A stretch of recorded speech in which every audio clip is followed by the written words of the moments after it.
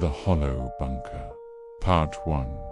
The desertion, the winter of 1944, pressed its weight upon the German countryside. And with it came a silence heavier than artillery. Hans Korgmer, 23, and already half a ghost of himself, deserted his unit during a retreat through the Ardennes.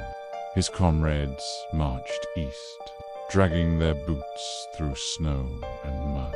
But Hans slipped into the trees, carrying only his rifle, a canteen, and the pounding in his chest. The forest was endless. Pines towered overhead, their branches sagging with frost. Every crunch of his boots echoed like betrayal. He knew that if he were caught, the penalty was death not by enemy fire, but by his own people. Yet Hans felt death already walking with him, whispering between the trunks. By dusk, the snow thickened into a storm. Hans stumbled into a clearing, where a low structure of concrete and steel jutted from the earth like a buried jawbone. It was a bunker, one of many scattered across the Reich's defense lines. But this one looked wrong. No sentries, no footprints. The blast door sagged ajar, as if someone had forced it open long ago. Driven by desperation, Hans pushed inside. The air was stale, tinged with rust and something sweeter rot, hidden under stone. The bunker stretched deep into the ground, its corridors lined with peeling paint and corroded pipes. A broken lantern lay at the entrance. Bullet casings glittered like coins across the floor. Hans found a storeroom and built a fire from torn rations crates. Shadows licked the walls. The heat gave him no comfort. From deeper within came the sound of dripping water. Was it footsteps? Slow and dragging. He forced himself to explore, past rusted doors and shattered bunks. He found strange things, iron chains bolted into the concrete, claw marks etched into the walls, and an iron cage collapsed in on itself.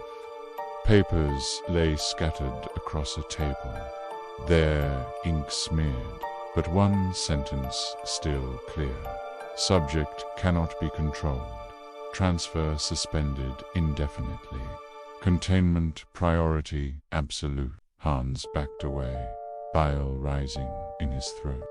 The Reich had been experimenting, that much was clear. But with what? That night, sleep eluded him. He heard the whispers, first faint German, but twisted, stretched into tones no human tongue should form. Then the smell thickened, burnt hair, blood, and sulfur. His fire guttered out. In the darkness, something moved. A scrape like talons on concrete. Hans raised his rifle, breath shallow. His eyes adjusted enough to glimpse the corridor, where a shape loomed too tall, shoulders hunched, arms too long. The air vibrated with its presence, pressing against him like a storm about to break. He fired. The shot rang through the bunker, deafening.